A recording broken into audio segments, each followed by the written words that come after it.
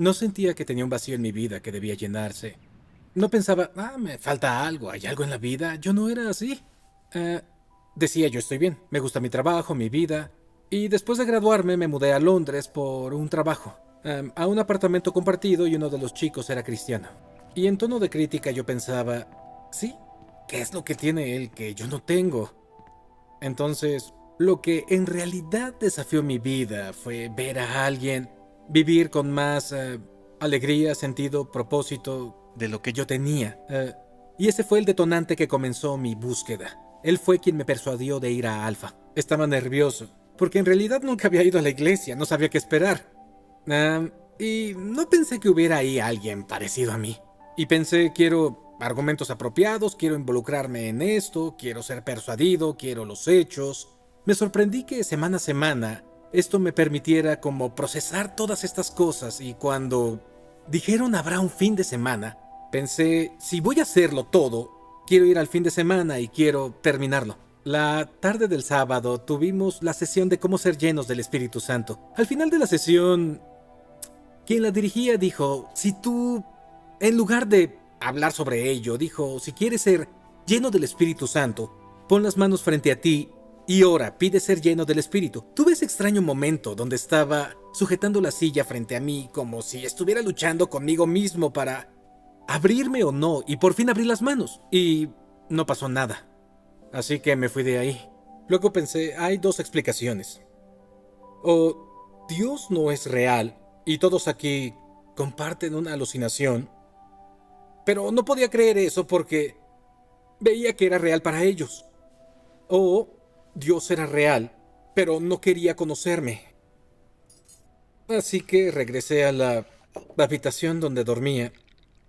Estaba realmente luchando con esto y es vergonzoso, pero estaba acostado en la cama y empecé a llorar en mi cama, tirado boca abajo.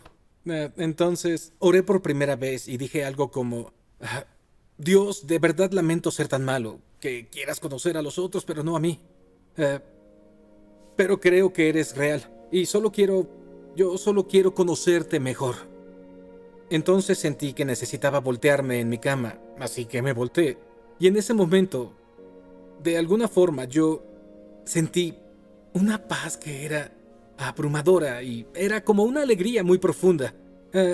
Y supe en ese momento que Dios era real y que me amaba, que no contestó todas mis preguntas, pero parecían menos importantes. Me senté en la orilla de mi cama y pensé, ¿qué voy a hacer ahora? Literalmente abrí mi Biblia y leí el primer versículo que encontré, era uno de Romanos que dice, los que viven conforme al Espíritu fijan la mente en los deseos del Espíritu. Y entonces supe que no tenía que hacer nada. Supe que Dios haría el resto y que solo tenía que decir sí y que Dios me cambiaría y me transformaría y me ayudaría a vivir esta vida.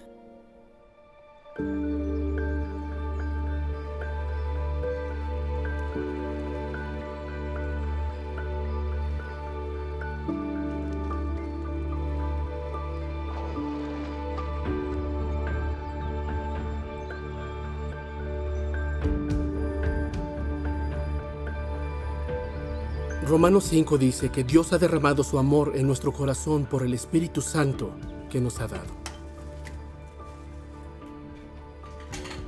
Si tuviera que elegir una palabra para describir al Espíritu Santo, sería amor.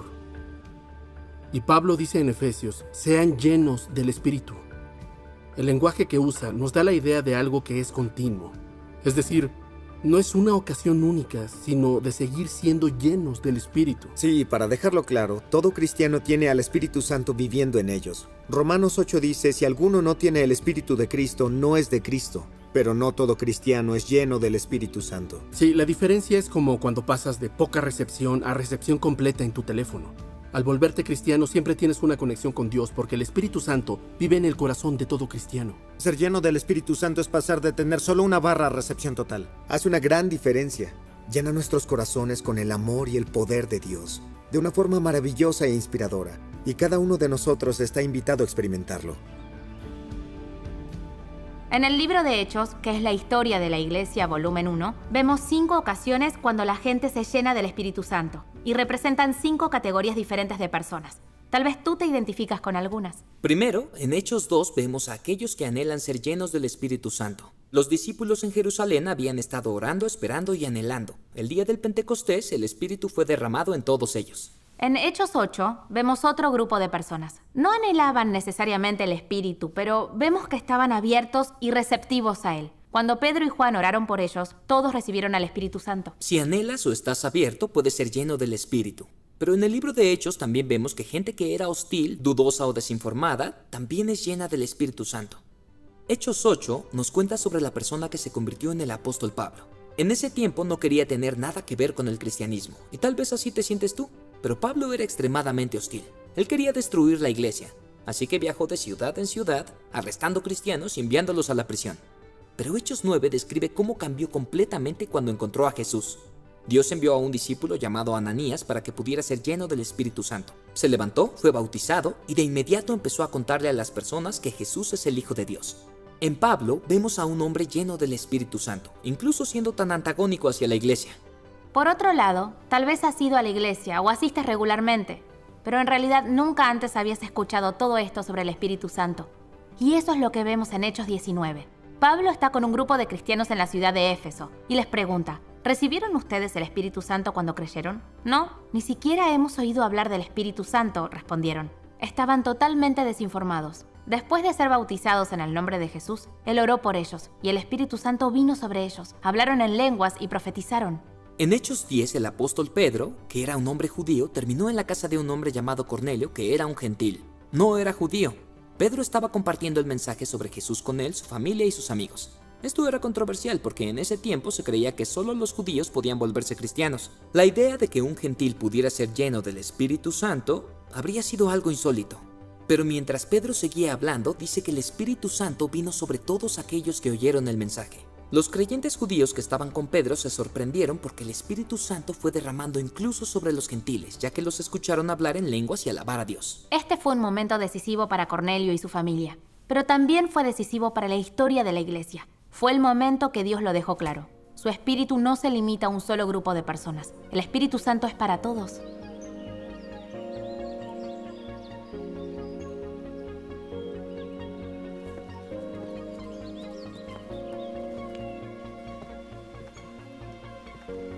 El apóstol Pablo nos dice que Dios ha derramado su amor en nuestro corazón por el Espíritu Santo que nos ha dado. Cuando esto pasa, cuando el amor y el poder de Dios llenan nuestro corazón, todos lo experimentamos de formas diferentes. Todos somos únicos. Cuando nos sorprendemos, por ejemplo, en una fiesta de cumpleaños, la reacción de cada uno sería diferente. Jason podría sorprenderse, sonreír y estar tranquilo. Si yo me sorprendo, empezaría a saltar, gritaría, empezaría a chocar las manos y abrazar a todo el mundo. Aun cuando es la misma circunstancia, la respuesta es muy diferente y única según nuestra personalidad. De forma similar, todos responden diferente cuando son llenos del Espíritu Santo.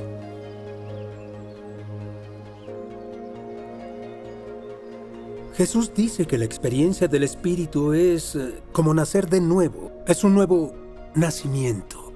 En el sentido de que todo logra cobrar vida, el Espíritu Santo no cambia nada y en realidad lo cambia todo. Él no agrega nada más a lo que Jesús ya ha dicho y ha establecido, pero hace que todo lo que Jesús ha dicho y hecho se haga vivo hoy día. Pero esto es lo que el Espíritu Santo debe de ser. Es el que lleva a término, el que realiza, es quien recrea la obra de Jesús. El Espíritu Santo es una relación, una persona. Una persona es un amor personal entre Dios, el Padre y el Hijo. Y si el amor humano puede cambiar la vida de dos personas, imagínate lo que hace el Espíritu Santo, que es el amor, en persona, cuando viene sobre una persona y cuando Él es aceptado, recibido. Todo lo que el Espíritu Santo toca es algo que es transformado. Así que es algo normal que la experiencia del Espíritu Santo pueda traer algunos cambios, aún en nuestros sentimientos, en nuestras emociones, también en la manera como nos expresamos. San Pablo dice en la carta a los Efesios: no se emborrachen con alcohol, con vino. Al contrario, sean llenos del Espíritu. El Espíritu Santo es un amigo. Él quiere que seamos felices, hacer que disfrutemos la vida plena. Así que yo diría que no debemos tener miedo del Espíritu Santo. Es normal que cuando nos acercamos por primera vez al Espíritu Santo pueda haber una reacción que quizá sea de risa, o de llanto, o de expresión de alegría, o que hablemos en lenguas. Yo mismo debo confesar que la primera vez que experimenté esta clase de presencia del Espíritu, sentí un incontenible deseo por reír. Pero entendí que era una clase de risa muy especial. El Espíritu Santo es un espíritu de alegría, de libertad. Es maravilloso experimentar al Espíritu Santo porque donde está el Espíritu hay libertad, dice San Pablo. No hay una experiencia más gratificante que la experiencia del Espíritu Santo.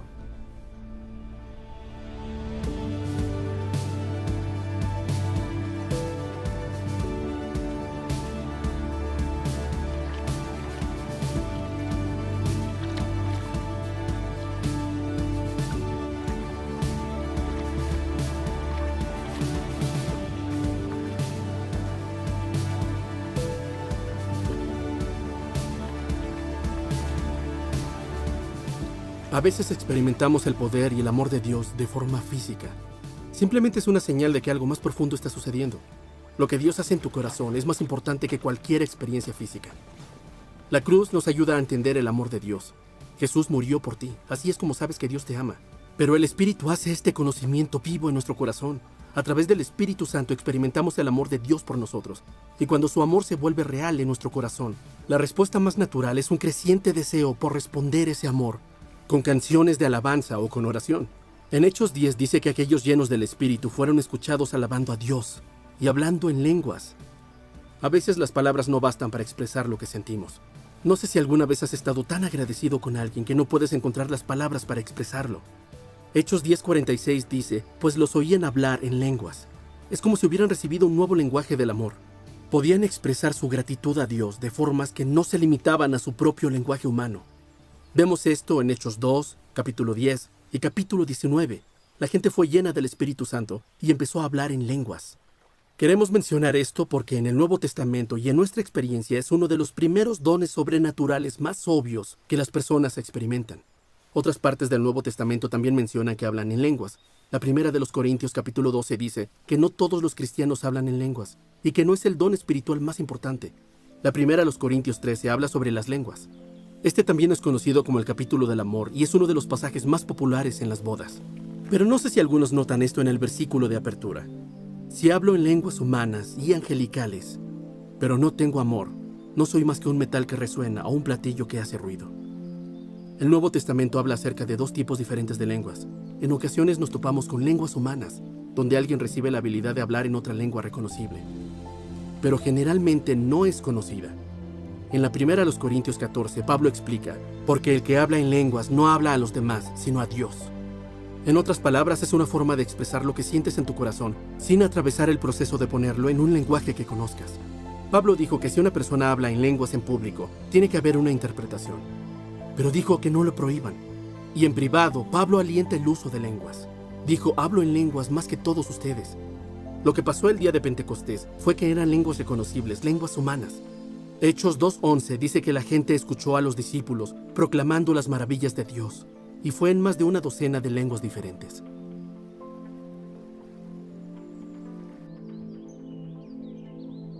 Tal vez ya te diste cuenta que en esta sesión no hemos tenido pausas para discusiones. Y esto es porque queríamos tener tiempo extra para que tú, si así lo deseas, ores y le pidas a Dios que llene tu corazón con su espíritu. Recuerdo cuando estuve en un fin de semana muy similar al de Alfa. Alguien llamado Mike Pilavachi estaba hablando. Dijo que quería invitar al Espíritu Santo a que viniera. Jamás había escuchado esa frase. Él no le pedía a Dios que se mostrara como si no estuviera ahí. Le pedía al Espíritu Santo que viniera a obrar en nuestras vidas. Recuerdo que estaba de pie junto a cientos de personas mientras él oraba. Ven, Espíritu Santo, te esperamos. Nos alentó para orar lo mismo y recuerdo que oré, ven, Espíritu Santo. No había presión para forzar nada. Dijo, no presionamos al Espíritu Santo, Él desciende. Y mientras esperaba, sentí el amor de Dios. Después alentó a los líderes para que también oraran por la gente y un chico, Luke, puso su mano en mi hombro, empezó a orar por mí y honestamente no recuerdo sus palabras exactas, pero sí recuerdo cómo me sentí porque estaba abrumado por el amor de Dios, mientras mi corazón se llenaba con su espíritu. Esa noche, Dios se volvió real para mí de una forma nueva y puso un sueño en mi corazón de hacer que otros también experimenten el mismo amor. Yo quiero espagueti.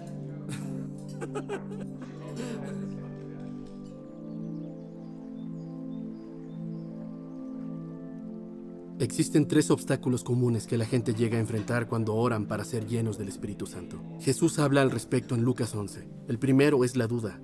La duda suena así: no creo que si lo pido vaya a recibirlo. Jesús dice: así yo les digo, pidan y se les dará. Imagínense a los discípulos pensando: no estoy seguro. Y continúa: busquen y encontrarán, llamen y se les abrirá la puerta. Y ellos dicen: sí, tal vez para él, pero no para mí. Y Jesús continúa: porque todo el que pide recibe, el que busca encuentra, y al que llama se le abre. Otro obstáculo podría ser el miedo. Tal vez el miedo a lo desconocido o incluso el temor de que si pedimos al Espíritu Santo terminemos con algo que no queramos. Pero escuchen lo que Jesús dice: ¿quién de ustedes que sea padre, si su hijo le pide un pescado, le dará en cambio una serpiente, o si le pide un huevo, le dará un escorpión? Pues si ustedes, aun siendo malos, saben dar cosas buenas a sus hijos, ¿cuánto más el Padre Celestial dará el Espíritu Santo a quienes se lo pidan? Dios es un buen Padre Celestial. Él no va a darnos algo dañino. Todo lo que el Espíritu Santo quiere para nosotros es bueno. El tercer obstáculo es la sensación de insuficiencia. Pensamos: no soy lo suficientemente digno, no sabes cómo es mi vida. Es cierto, no te conozco, pero Dios sí, y Él te ama. Sí, o podrías pensar: no he sido cristiano el tiempo suficiente. Dios podría darle el Espíritu a una persona muy buena o a los cristianos realmente maduros, pero no a mí. Pero Jesús no dice: cuanto más el Padre Celestial dará el Espíritu Santo a los cristianos maduros o a las personas que han tenido una vida buena. No, Él dice: cuanto más el Padre Celestial dará el Espíritu Santo a quienes se lo pidan. Pidámoslo. ¿Por qué no tomamos unos minutos ahora como grupo para dar tiempo y espacio para poder orar y ser llenos del Espíritu Santo? Una de las cosas que me gusta hacer cuando oro es abrir mis manos así. Refleja un corazón que dice: estoy abierto a recibir. Y al orar, decimos: Dios, lléname con tu Espíritu Santo.